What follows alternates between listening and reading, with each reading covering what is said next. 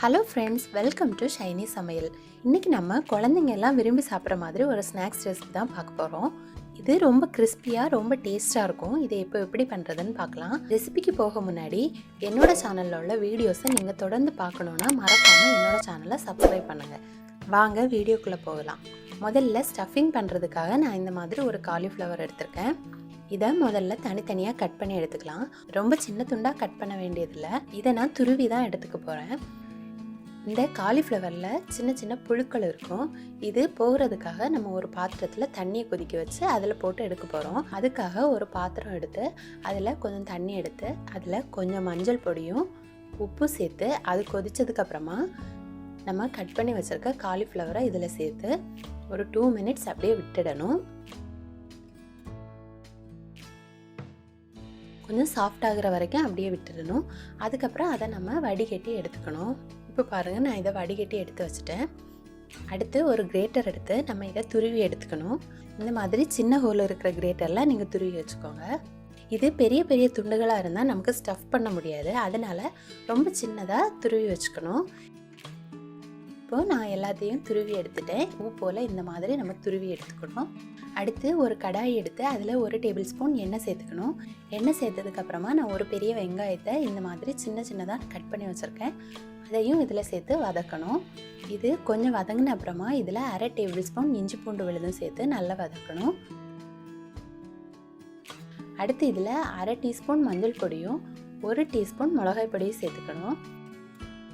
அடுத்து இதில் 1 டீஸ்பூன் ஜீரகத்தூளும் நம்ம துருவி வச்சுருக்க காலிஃப்ளவரையும் சேர்த்து இதில் நல்லா வதக்கணும். இதில் காரம் ரொம்ப சேர்க்க வேண்டிய தேவையில்லை. நம்ம உள்ளே ஸ்டஃப் பண்ணுறனால உள்ளே ரொம்ப காரமாக இருந்தால் குழந்தைங்க சாப்பிட மாட்டாங்க. அதனால் ஒரு ஃப்ளேவருக்காக கொஞ்சமாக சில்லி பவுடர் சேர்த்துக்கலாம். காலிஃப்ளவரை நம்ம ஏற்கனவே நல்லா வேக வச்சு எடுத்தனால இதை ரொம்ப நேரம் வதக்க வேண்டிய தேவையில்லை. 2 நிமிஷம் இது நல்லா வதங்கின அப்புறமா இதில் பொடி பொடியாக நறுக்குன 1 டேபிள் ஸ்பூன் கொத்தமல்லி கீரையும் 1/2 டேபிள் ஸ்பூன் கருவேப்பிலையும் சேர்த்து நல்லா கிளறி எடுக்கணும்.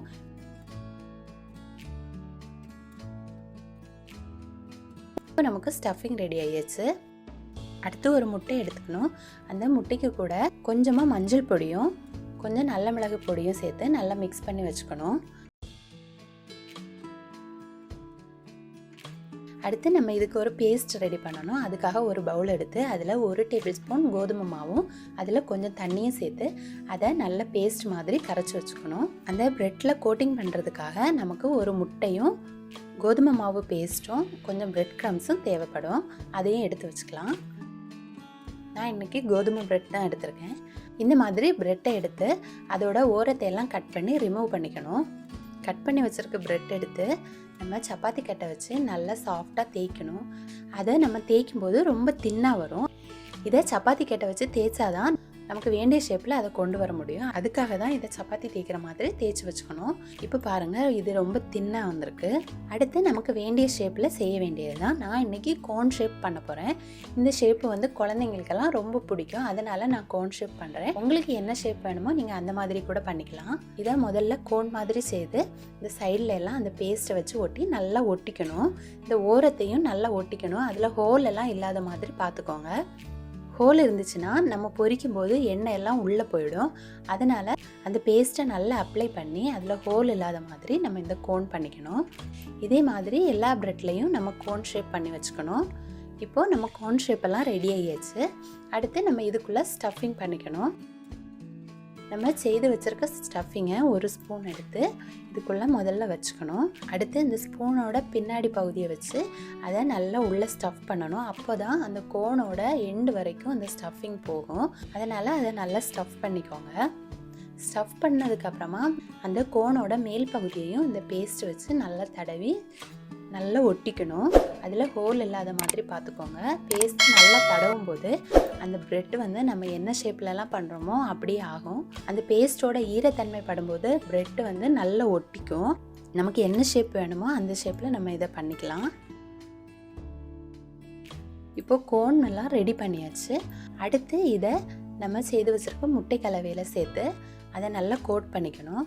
கோட் பண்ணதுக்கப்புறமா பிரெட் க்ரம்ஸில் போட்டு நல்லா புரட்டி எடுத்து வச்சுக்கணும். இதே மாதிரி எல்லா கோனையும் செய்து வச்சுக்கணும். இது எதுக்கு பண்ணுறோன்னா, டைரெக்டாக இந்த ப்ரெட்டை அப்படியே பொரிச்சோன்னா அது ரொம்ப எண்ணெய் குடிக்கும். அதனால தான் நம்ம இந்த மாதிரி ஒரு கோட்டிங் பண்ணுறோம். முட்டை பிடிக்காதவங்க கார்ன்ஃப்ளவரும் தண்ணியும் சேர்த்து கொஞ்சம் தின்னாக பேஸ்ட் மாதிரி பண்ணிவிட்டு அதில் டிப் பண்ணிவிட்டு பிரெட் க்ரம்ஸில் புரட்டி எடுத்துக்கோங்க. அதுவும் நல்லாயிருக்கும். இதே மாதிரி நம்ம எல்லா கோனையும் செய்து வச்சுக்கணும். அடுத்து ஒரு கடாய் எடுத்து பொரிக்கிறதுக்கு தேவையான அளவு எண்ணெய் சேர்த்து அதில் இந்த கோனெல்லாம் போட்டு பொரித்து எடுத்துக்கணும். மீடியம் ஃப்ளேமில் வச்சுக்கோங்க, அப்போ தான் கரெக்டாக வரும். ஹை ஃப்ளேமில் இருந்துச்சுன்னா மேலே சீக்கிரமாக தீஞ்சு போயிடும். பாருங்கள், இது கொஞ்சம் ப்ரௌன் கலராக நல்லா ரெடி ஆகியாச்சு. அடுத்து இதை எடுத்து வச்சுக்கலாம். இதை கட்டையும் குழந்தைங்கள்லாம் ரொம்ப விரும்பி சாப்பிடுவாங்க. ஈவினிங் டைமில் இந்த ஸ்நாக்ஸை நீங்கள் செய்து கொடுத்தா அவங்க ரொம்ப ஹாப்பியாக சாப்பிடுவாங்க. இதை டொமேட்டோ சாஸ் வச்சு சாப்பிட்டுக்கலாம், இல்லைனா டீ கூட சாப்பிட்டுக்கலாம். ரொம்ப நல்லாயிருக்கும்.